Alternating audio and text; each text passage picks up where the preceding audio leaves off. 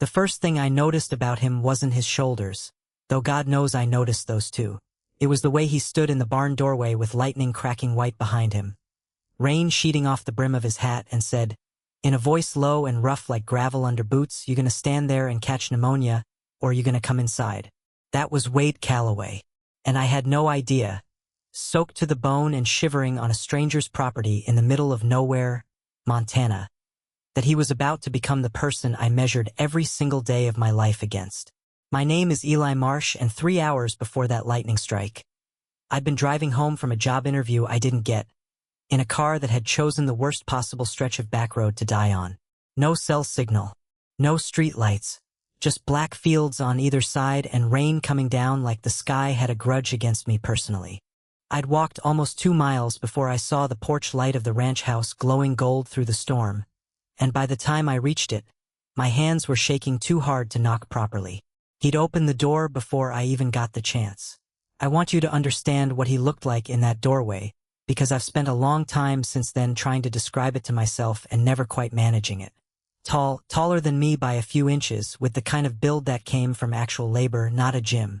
Dark hair damp at the edges from having stepped out earlier to check on the horses. Eyes the color of strong coffee, steady in a way that made you feel, for just a second, like the storm outside didn't matter as much. He wasn't smiling. He wasn't smiling either. He just looked at me like a man deciding something, and then he stepped back and waved me in like it was nothing at all, like taking in a stranger off the road was just Tuesday for him. "The storm's not letting up till morning," he said, closing the door against the wind. "Phone lines are likely down too. You got someone waiting on you?" "No," I said, and it came out smaller than I meant it to. "No, there's no one." Something moved behind his eyes when I said that. I didn't understand it yet. I would later. He didn't put me up in the house that first night. Not out of unkindness, but because, as he explained with a kind of awkward formality, his father was staying over in the guest room and the man had opinions about strange men in the house after dark. So instead he walked me out to the barn, boots splashing through the mud, and set me up in the loft with 3 thick wool blankets and an old kerosene lamp that threw amber light across hay bales and coiled rope and the smell of horse and leather that I would come, eventually, to think of as the smell of safety. "It ain't much," he said, standing at the base of the ladder, rain still dripping off him, "but it's dry, and Duchess and Bandit down there'll keep you warmer than you'd think." "Thank you," I said. "Really, you didn't have to do any of this." He looked at me for a long moment then, longer than a stranger usually looks at another stranger. "Man doesn't leave somebody out in weather like this," he said finally. "Get some sleep. I'll bring you coffee at first light." He kept that promise.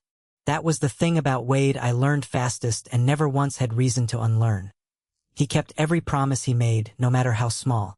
I didn't sleep much that first night, not because the loft was uncomfortable, but because I kept replaying the way he'd looked at me in the doorway, and I couldn't for the life of me figure out why my chest felt tight every time I did. I told myself it was just gratitude, relief, the kind of adrenaline crash that comes after a scary night.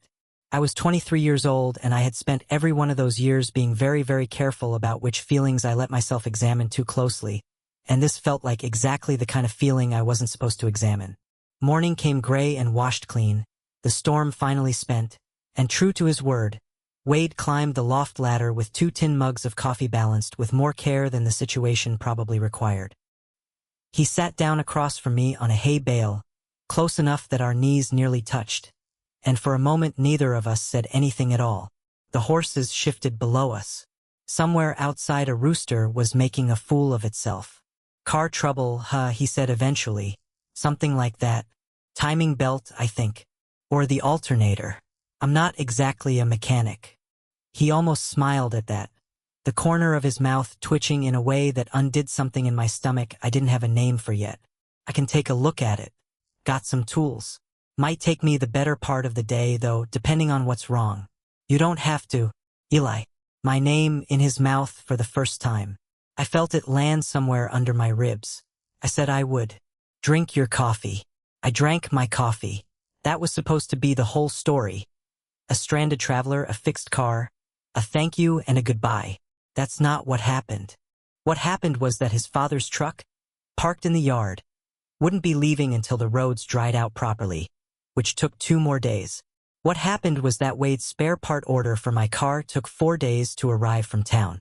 What happened was that somewhere between the first cup of coffee and the sixth, between watching him work shirtless under the hood of my dead Honda with sweat cutting clean lines down his back, between him teaching me, badly, patiently, how to muck a stall without gagging, between long silent evenings on his porch where the quiet never once felt uncomfortable, I stopped counting the days like a burden and started dreading the day my car would finally start. I remember exactly when I understood I was in trouble. It was the third evening, and we were sitting on the porch steps with our shoulders almost touching, watching the sun bleed orange and pink across land that seemed to stretch on forever. He'd been quiet for a while, turning his coffee mug slowly in his hands, and then he said, without looking at me, "Can't remember the last time I sat out here with someone and didn't feel like I had to fill up the silence. Is that a compliment? It's Wade for, I like having you around." He glanced sideways at me then, and the look on his face, open, a little unguarded, a little scared of being that open, made my heart do something violent and unfamiliar in my chest.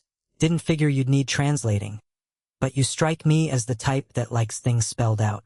I admitted, and my voice came out rougher than I meant it to. "Spell it out for me sometime, whatever it is." He didn't answer that. Not that night. But his knee pressed a little more firmly against mine, and neither of us moved away, and we sat there until the stars came out fully and the temperature dropped enough that our arms brushed every time either of us breathed too deep. I went to bed that night with my heart racing and no earthly idea what to do about it. And somewhere in that barn loft, staring up at rafters silvered with moonlight through the gaps in the boards, I finally let myself think the sentence I'd been avoiding for 3 days straight. I think I'm falling for him. I think I'm falling for a cowboy who doesn't even know my last name yet, and I have absolutely no idea what that means for either of us. I want to pause here before I go further, because I know some of you are already bracing for heartbreak, and I promise you, this story earns its ending. But it doesn't get there easily. Wade and I had 5 more days before my car was fixed, and every single one of them cracked something open in me that I'd kept locked for years. And on the 6th day, everything nearly fell apart before it had the chance to become anything at all. The 4th morning, I woke to the smell of bacon drifting up through the loft boards, which was new. Wade usually left me to wake on my own before bringing coffee up. I climbed down to find him at the small propane stove he kept rigged in the tack room, an old cast iron pan hissing in his hands, and something in the set of his shoulders told me he'd been up a while already, thinking about something. "Didn't figure you for a cook," I said, leaning in the doorway. "Don't get used to it. Special occasion." He didn't turn around, but I caught the edge of a smile in his voice. "Dad's heading out this morning. Road's cleared enough. That's good news, right? Means my car's closer to fix too." He was quiet for a second too long. "Yeah," he said finally. "Guess it does." I didn't understand yet what that pause meant. I understand it now, the way a man can want 2 things that cancel each other out, can want you gone because you don't belong there and want you to stay because some part of him has already decided you do. His father left before noon, a weathered, quiet man who shook my hand firmly and studied me a beat longer than strictly necessary before climbing into his truck. When the dust from his tires had settled on the drive, Wade let out a breath I hadn't noticed him holding, like the whole house had exhaled. "He's not a bad man," Wade said, watching the empty road. "Just old-fashioned about some things. Easier when it's just," he stopped himself. "Just you," I finished. "Yeah." He looked at me sideways. "Guess I got used to that pretty quick, before you showed up soaked and half-drowned on my porch. Sorry to ruin your solitude." "You didn't ruin anything." His voice dropped lower, more careful, like he was handling something breakable. "That's the thing I can't figure out how to say right. I wanted him to try. God, I wanted him to try. But he turned back toward the barn instead, told me Bandit needed exercising, and the moment folded itself away like it had never happened at all. That became a pattern with Wade. These openings, these doors he'd crack just wide enough for me to see light through, before something in him pulled them shut again. I told myself I understood. A man alone on land this remote, this used to keeping his own counsel, wasn't going to hand his heart over easy. I told myself I could be patient.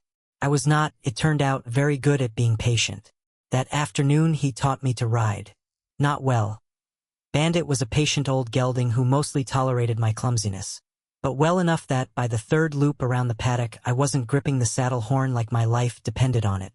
Wade walked alongside, one hand resting light against my calf to correct my posture, and every single time he touched me I felt it travel straight up through my chest and settle somewhere near my heart, warm and unbearable.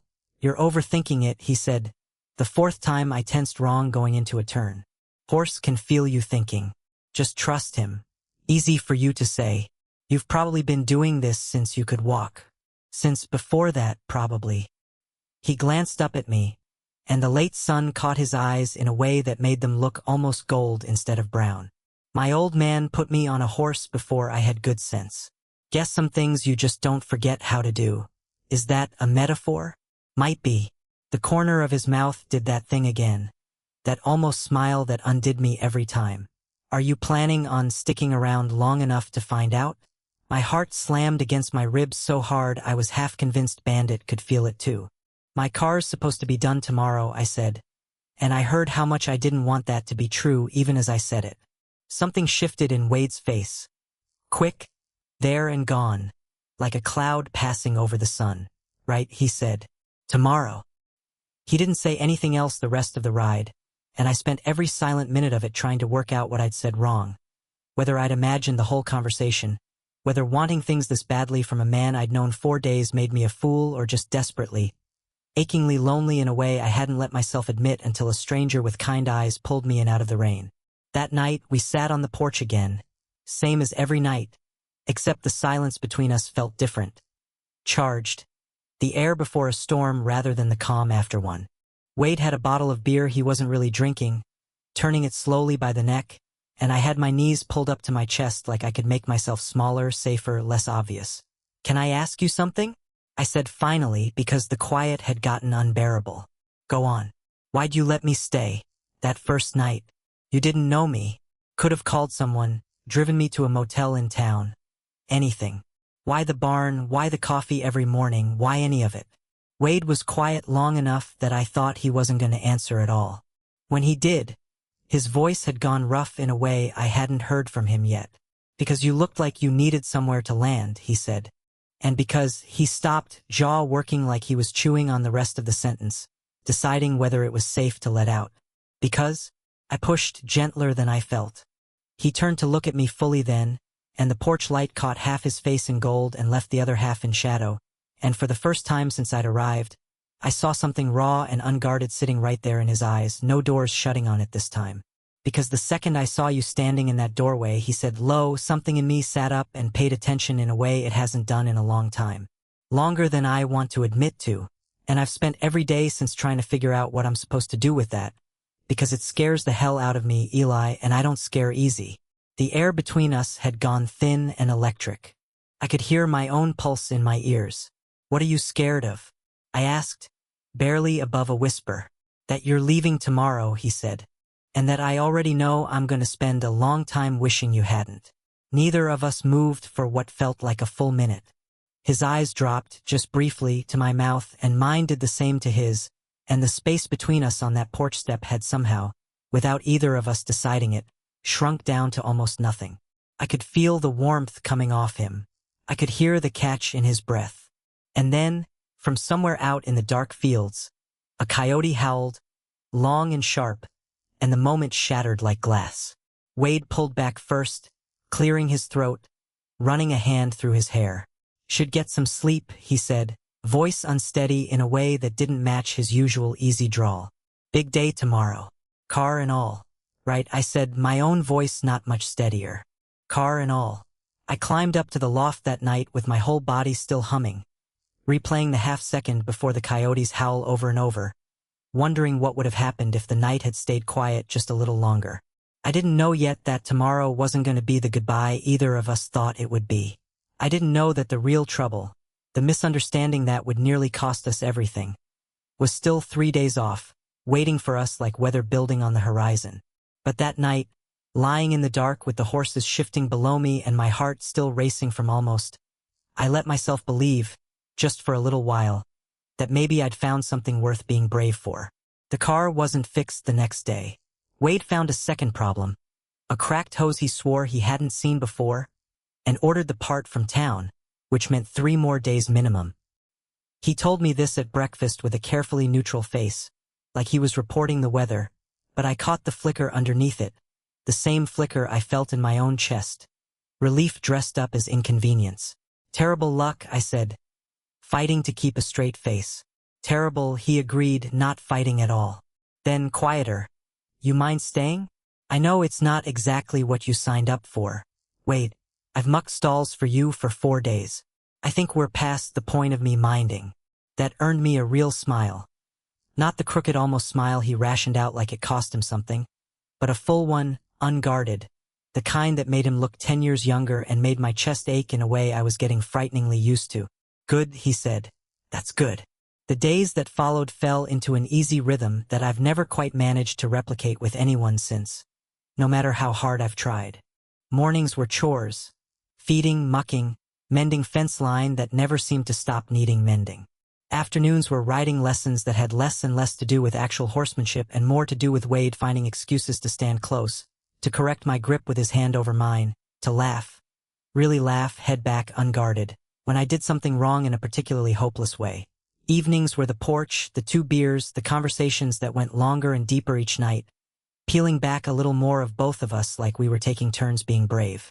I learned things about him in pieces, that his mother had died when he was 16, and that the ranch had been the thing that kept him upright afterward, the routine of it, the demand of living things needing him every single day whether he felt like getting up or not. That he'd left once, gone to Bozeman for 2 years to try city work, and hated it so completely he'd come home within 18 months and never left again. That his father loved him but had never once, not one time in 26 years, said the words out loud, and that Wade had made a kind of peace with that which still, some nights, didn't feel entirely peaceful. And I told him things too, things I hadn't told many people. About my own father, who'd made it very clear when I was 17 that a son who liked boys wasn't the son he'd planned on raising, and how that conversation had ended with me sleeping on a friend's couch for 4 months and had never really ended at all. Not really.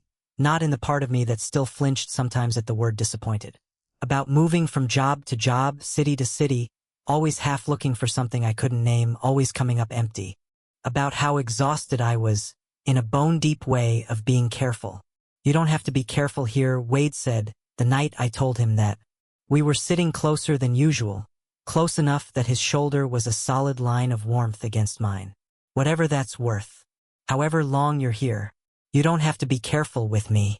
That's a dangerous thing to tell someone, I said, only half joking. Maybe. He looked at me, steady, unflinching. In that way he had that made the whole world outside the 2 of us go quiet. Maybe I mean it anyway. The almost kiss came on the 6th night. We'd walked out to check on a mare that was close to foaling, lanterns swinging in our hands, the barn quiet except for the soft shift and huff of animals settling for the night. The mare was fine. Wade said probably another week yet. But neither of us moved to leave once we checked on her. We stood in the dim gold light instead, close together in the narrow aisle between stalls, and the air had that same thin, electric quality it had held on the porch 3 nights before. Eli, Wade said, and my name in his voice had started to feel like its own kind of touch. Yeah, I need to tell you something, and I need you to let me get all the way through it before you say anything. Because if you stop me, I don't think I'll manage to start again. My heart was going so hard I could feel it in my throat. Okay, I whispered. I've spent 6 days telling myself this is just me being lonely. That any decent company after this long alone would feel like this. Like something I don't want to end. And I almost believed myself right up until this afternoon, when you laughed at something Bandit did and I realized I wasn't listening to a word you were saying anymore. I was just watching your face and I thought, I would give up an awful lot to keep watching that face for a long, long time. He stopped, throat working. I don't know what that makes me. I don't know what it makes either of us, or what happens when your car gets fixed and there's no reason left for you to stay. But I couldn't let another night go by without saying it, because I think I'd regret it worse than anything I've ever regretted. And I've regretted some things. I couldn't speak. My whole chest had gone tight and full at once. Some impossible combination of terror and joy that I'd never experienced together before that moment. Eli, he said again, softer now, and his hand came up, slow, giving me every chance to step back, which I did not take. and settled warm against my jaw, thumb resting just at the corner of my mouth. Can I? Yes, I said, before he'd even finished asking. God, yes. He leaned in. I felt his breath first, warm against my lips, felt the whole world narrow down to the 6 inches of space between us, felt every single day of careful, guarded loneliness rising up to meet this one impossible moment. And then his phone rang. Loud, jarring, absurd in the quiet of the barn. Wade jerked back like he'd been burned, fumbling it out of his pocket, and the screen lit up with a name that made his whole face change. Dad. I have to, he started. Go ahead, I said, my voice not quite steady, my whole body still leaning toward where his had been a second before. He answered it, stepped a few paces away, and I stood there in the lantern light with my heart still slamming and my lips still tingling from a kiss that hadn't happened, listening to Wade's half of a conversation that grew more tense with every word. Yeah, Dad. No, I know. I know that, Dad. It's complicated. No, there's nobody here. Just helping out a guy whose car broke down, that's all. That's all. I told myself it didn't mean anything. I told myself a man doesn't explain every detail of his life to his father over the phone. Doesn't have to. But something in the flat, careful way he'd said it. That's all settled cold in my stomach and stayed there long after he hung up, long after he apologized, long after we walked back to the house in a silence that had lost all its electric warmth and turned instead into something heavier, something neither of us knew quite how to lift.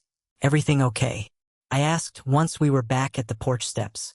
Yeah, Wade said, but he wouldn't quite meet my eyes. Yeah, everything's fine.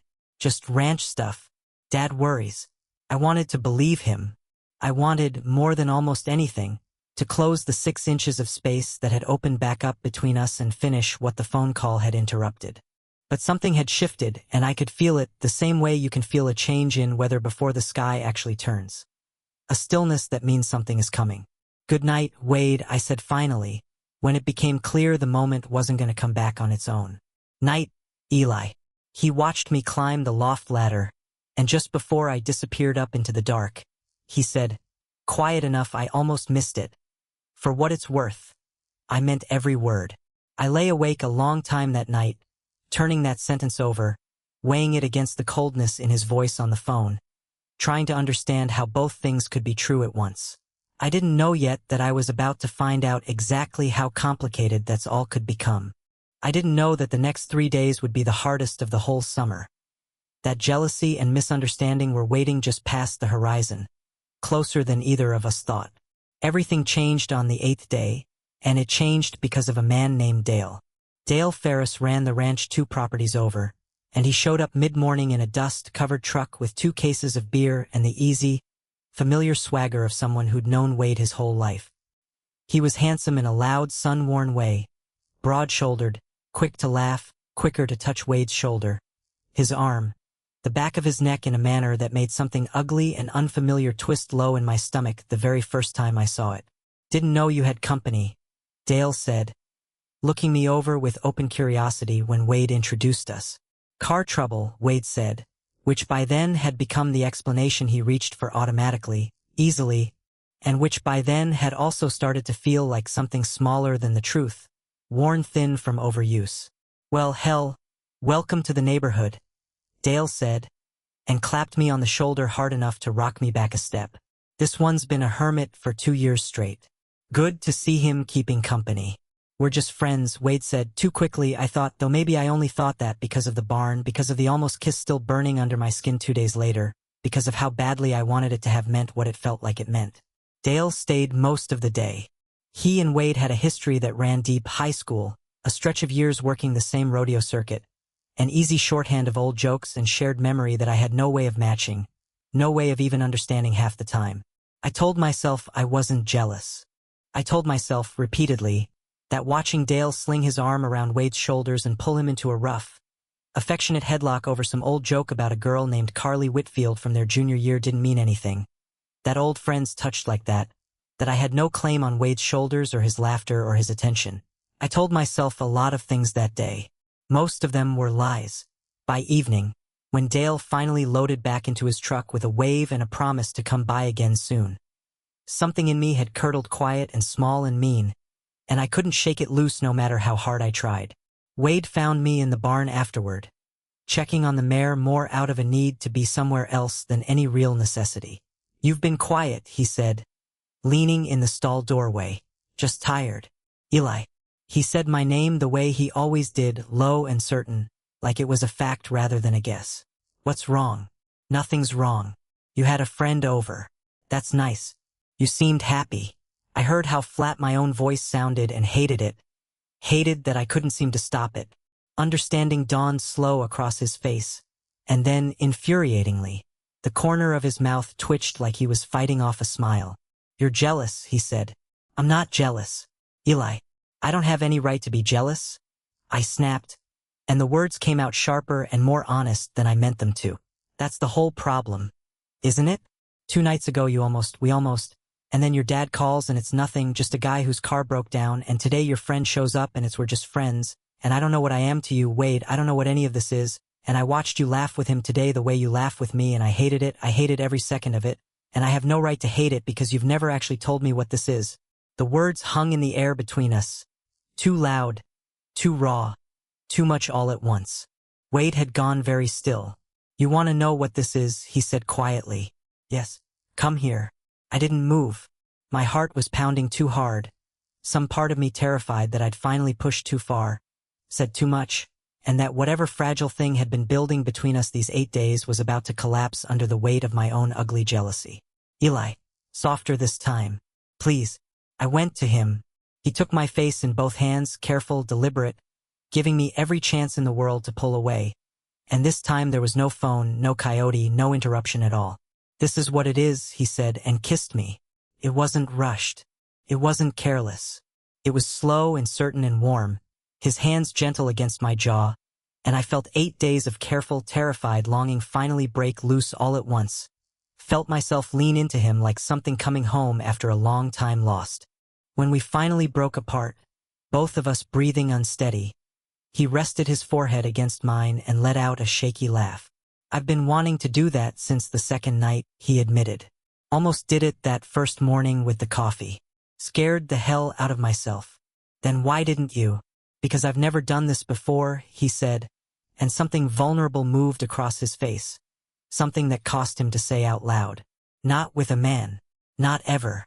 I've thought about it, hell, I've thought about it more than I've let myself admit, even to myself. But thinking about something and actually doing it, actually saying it out loud to another person, that's different. That's real. And where I come from, real is dangerous. Is that why you told your dad I was just a guy with a broken-down car?" He winced, and I felt bad for asking, but I needed to know. "Yeah," he admitted. "That's why. Not because I'm ashamed of you, Eli. I swear to God that's not it. I'm scared of him. Of what he'll say. Of the look he'll get on his face. The same look he got when my cousin Danny came out at a family Christmas 11 years ago, and my dad didn't say one word to him for 2 straight years." He shook his head. "I don't know how to be brave about this yet. I'm working on it. I promise you I'm working on it. But I need you to be patient with me, because I've spent 26 years building walls I didn't even know I was building, and you're the first person who's ever made me want to tear them down." I searched his face and found nothing but honesty there, raw and unguarded and true. Whatever ugly jealousy had been curdling in my chest all day dissolved into something softer, something that understood, because hadn't I built my own walls too, after my own father's disappointment? Hadn't I spent years being careful for exactly the same reasons? "Okay," I said. "I can be patient. Just don't make me a secret forever, Wade. I've been somebody's secret before. It's a lonely thing to be." "You won't be," he said, and kissed my forehead with a tenderness that undid me completely. "I promise you that. It's just going to take me a little time to figure out how to be brave out loud." We stood there a long while after that, wrapped around each other in the quiet dark of the barn, the mare shifting softly in her stall nearby, and for the first time since the storm that had brought me to his door, I let myself believe that whatever this was between us might actually have a future, that it might survive daylight, might survive his father's judgment, might survive the world outside this small warm circle of lantern light we'd built together. I was right to believe it. But I want to be honest with you because this isn't a story that pretends love is easy just because it's real. The hardest part, the part that nearly broke us both, was still 3 weeks away, and it had a name, and that name was Dale Ferris. 3 weeks passed like something out of a dream I was terrified to wake up from. My car sat fixed and full-tanked in the yard for most of those weeks, and neither of us said a word about it. I called in sick to a temp job I'd been about to start in Billings, told them a family emergency, and felt only a flicker of guilt about the lie, because the truth, I found something in a barn in the middle of a storm and I'm not ready to leave it, wasn't something I knew how to say out loud to a stranger on the phone. We fell into something that felt, for the first time in my adult life, like a real life. Mornings feeding stock together, hands brushing over feed buckets. Afternoons mending fence, Wade teaching me to swing a post driver properly while I got sunburned and useless, and he laughed at me in a way that had stopped being cruel days ago and become something closer to fond. Evenings on the porch that no longer ended in careful silence but in his arm around my shoulders, my head against his chest, listening to his heartbeat slow and steady under my ear while the stars came out over land that felt, more each day, like it might actually be able to hold both of us. He was still careful in front of others. When Dale came around, which was often, sometimes with other ranch hands from the valley in tow, Wade's hand would find some reason to leave my shoulder, some reason to put a foot of distance between us that hadn't existed a moment before. I told myself I understood. I told myself patience was a thing I could keep giving, because what we had in private was so much realer, so much warmer, than anything I'd let myself hope for in years. But understanding something and feeling fine about it are two very different animals, and by the 3rd week, I was starting to feel the difference in a way I couldn't fully swallow down anymore. It came to a head on a Friday night when Dale showed up with 4 other hands and a cooler of beer for what he called an end-of-branding season get-together, out by the fire pit behind the equipment shed. I stood at the edge of the firelight most of the night, nursing a beer I didn't much want, watching Wade laugh easy and loose with men he'd known his whole life, watching him become, in front of them, someone slightly different than the man who held me on the porch every night. Looser with his laugh but tighter in his shoulders, funnier but somehow smaller, like he was folding some essential part of himself down small enough to fit into a shape these men would recognize. "You're that fella whose car broke down, right?" One of the hands asked me, not unkindly, just making conversation. "Guess you're still around." "Yeah," I said. "Still around. Wade's letting you stay a while, huh?" Dale's voice, coming up beside me. A knowing edge to it that made my stomach tighten. "That's not like him. Man doesn't let anybody stick around long. You must be something special." I didn't know what to say to that. Dale was watching me with an expression I couldn't quite place. Not unfriendly, but assessing, like he was working out a puzzle he hadn't quite solved yet. Across the fire, Wade caught my eye for just a second, and something in his face, a flicker of warning, of worry, told me he'd overheard, or guessed at, exactly what Dale was implying. Later that night, once everyone had cleared out and the fire had burned down to coals, I found Wade at the corral fence, alone, staring out at nothing. "You're quiet," I said, echoing his own words back to him from 3 weeks before. "Dale asked me something," Wade said, not turning around, "after you'd gone up to the barn. Asked me straight out if there was something going on between us." My heart stopped. "What did you say?" Wade was quiet for a long moment. "I told him no," he said finally. "I told him you were just staying till your car got fixed and you'd be moving on soon." The words hit me like a physical blow, worse somehow than anything I'd braced myself for. "It's fixed," I said, my voice coming out thin. "My car has been fixed for 3 weeks, Wade." "I know that. So why would you say I'd be moving on soon?" "Because I panicked," he said, and finally turned to face me. And even in the dim moonlight I could see how tired he looked, how strained. Because Dale looked at me like he already half knew the answer and I couldn't. I froze, Eli. I froze up and I said the easiest thing, and I hate myself for it. "I've been standing out here for 20 minutes hating myself for it." "You keep doing that," I said, and I could hear my own voice shaking, could feel 3 weeks of swallowed hurt rising up all at once. "You keep telling me I'm not a secret, and then the second someone actually asks, I become one anyway. Every single time. And I told you the first time this happened, I've been somebody's secret before, and it's a lonely thing to be, and I can't keep doing this. I can't keep being something you love in the dark and deny in the daylight. That's not. I deserve better than that. I know I deserve better than that, even if some old scared part of me isn't sure I do. Eli, I'm not trying to punish you, I said, softer now, because the anger had already burned itself down into something sadder, more exhausted. I understand you're scared. I understand your dad and Danny and 11 years of silence, and I understand that's not nothing. But I need you to understand something too. Every time you deny me to protect yourself, it costs me something. Costs me a little more each time. And I don't know how many more times I can afford to pay that price before there's nothing left of the part of me that believed this could actually work. Wade didn't say anything for a long time. When he finally spoke, his voice had gone rough in a way I'd never heard from him. I don't know how to be braver than I've been, he said. I want to. God, I want to. But every time I picture actually saying it, to Dale, to my dad, to this whole valley that's known me my entire life, something in my chest locks up so tight I can't breathe. I don't know how to explain that to you in a way that doesn't sound like an excuse, because I know it probably sounds like one anyway. It does, I said honestly, but I believe you that it's real. That doesn't mean I can keep living inside it. We stood there a long moment, the space between us feeling wider than it had any right to, wider than the 3 weeks of closeness should have allowed. Finally, I said the thing I'd been dreading saying since the words had first started forming somewhere in the back of my mind, days ago, when I'd first started noticing the pattern I couldn't unsee. I think I should go stay in town for a while, I said.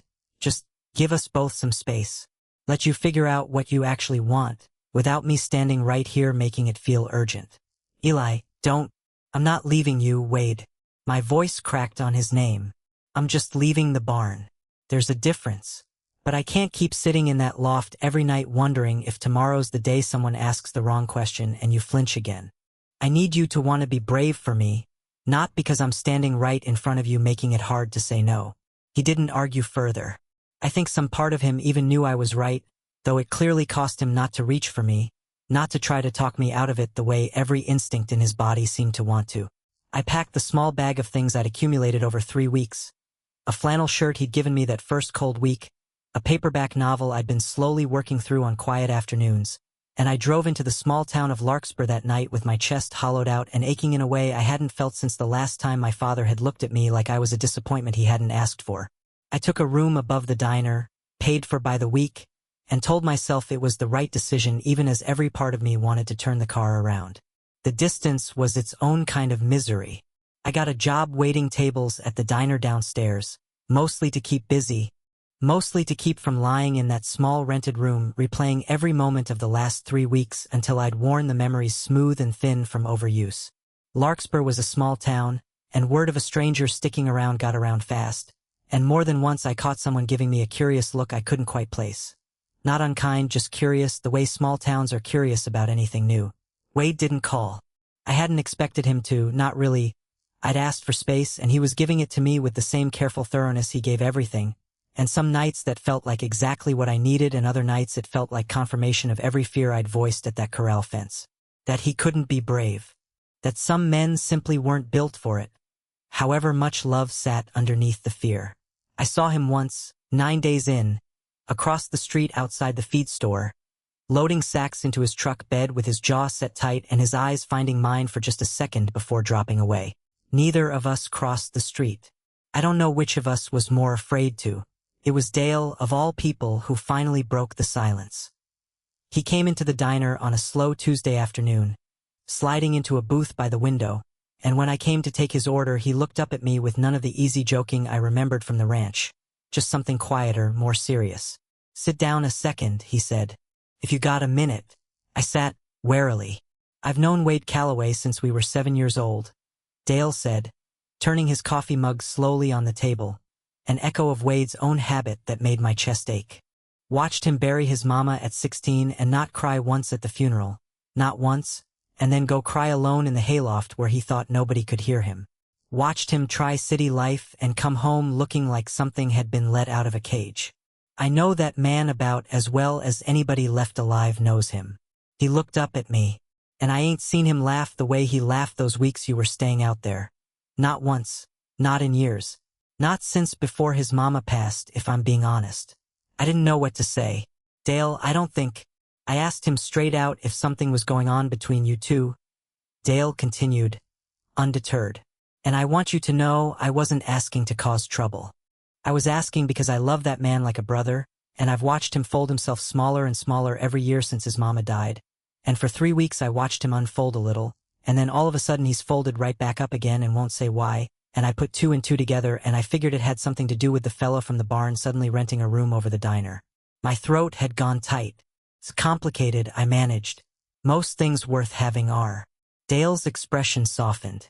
Look, I don't much care what shape somebody's happiness takes, so long as it's real and it's kind and it's earned honestly. Never did. I've watched Wade Calloway be alone for 2 years straight. Watched him turn down every single person in this valley who ever showed the slightest interest, man or woman, and I always figured he just hadn't found the right one yet. Then you show up out of a storm, and 3 weeks later he's laughing like his mama's still alive to hear it, and then suddenly you're gone and he's not laughing at all anymore. He shrugged, standing to leave. I'm not saying it's my business. I'm saying that man's too scared to fight for something he wants, and maybe he needs somebody to remind him it's worth fighting for. That's all I came to say. He left a $5 tip on a $3 coffee and walked out, leaving me sitting alone in the booth with my heart pounding and something loosening in my chest that had been clenched tight for 9 long days. I didn't drive back out to the ranch that night. I wanted to, God, I wanted to, but some stubborn, wounded part of me held back, because Dale's words, however kind, weren't Wade's words, and I'd meant what I'd said at the corral fence.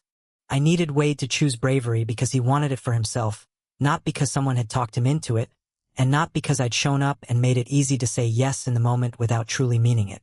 So I waited, and 3 more days passed, each one heavier than the last, until the 4th day, a Saturday, when I looked up from wiping down the counter at the diner and saw Wade Calloway walking through the door in the middle of the lunch rush, still in his work clothes, dust on his boots like he'd driven straight in from the fields without stopping to change, and the whole diner went quiet the way small towns do when something is clearly about to happen.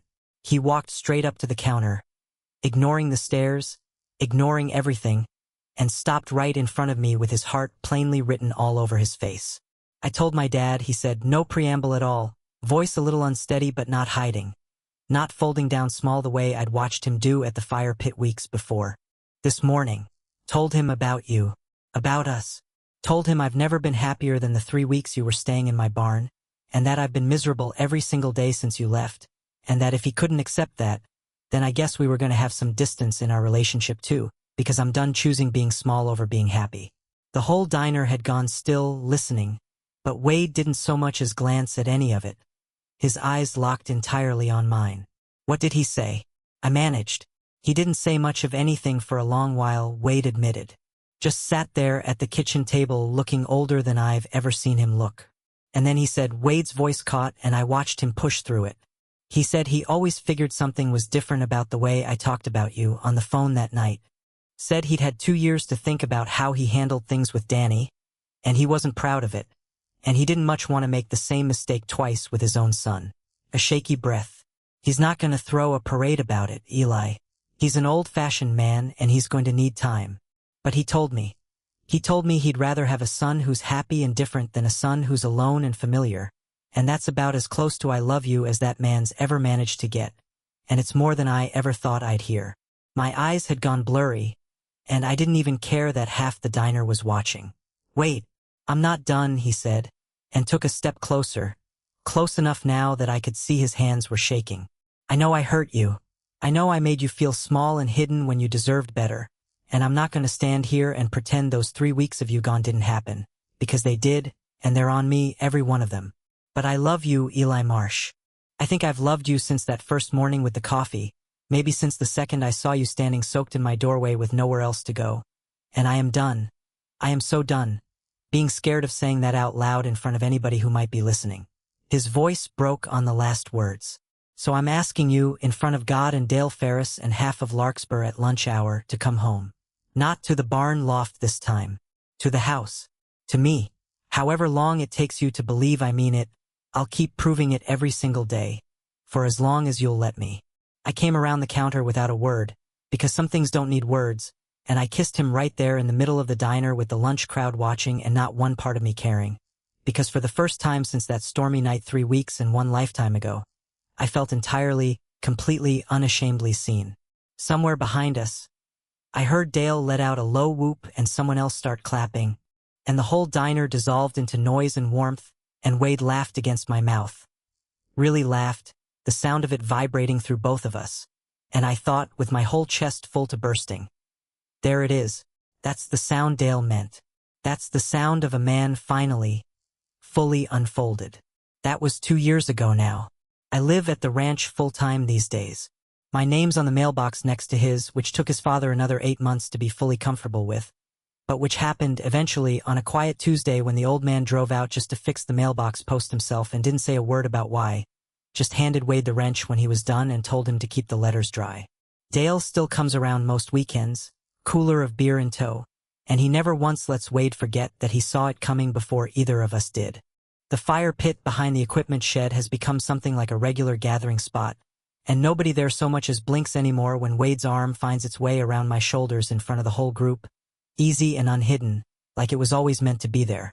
Some nights we still sit out on that same porch, same 2 mismatched mugs, watching the same endless sky turn gold and then purple and then full of stars, and Wade will turn to me sometimes, mid-silence, and say something like, "Still can't believe you got stuck out here in that storm," and I'll remind him every single time that I wasn't stuck. I was found.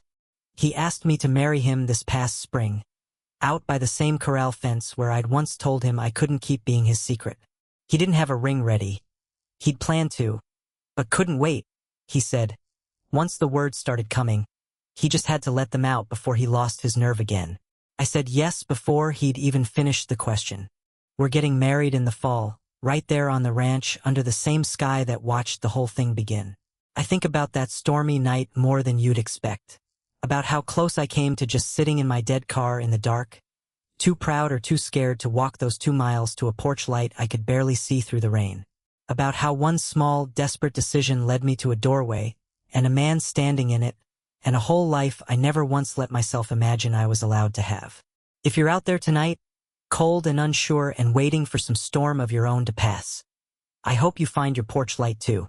I hope you find someone worth being brave for, and I hope, when the moment comes, you're brave enough to let them find you back. If this story moved you, hit that subscribe button and drop a like. It means more than you know and helps this channel keep telling stories like Eli and Wade's. Let me know in the comments. Whose side were you on during the distance, Eli's or Wade's? And if you want to hear more about their wedding day and everything that happens after, should I tell you what happened next? Yellow heart.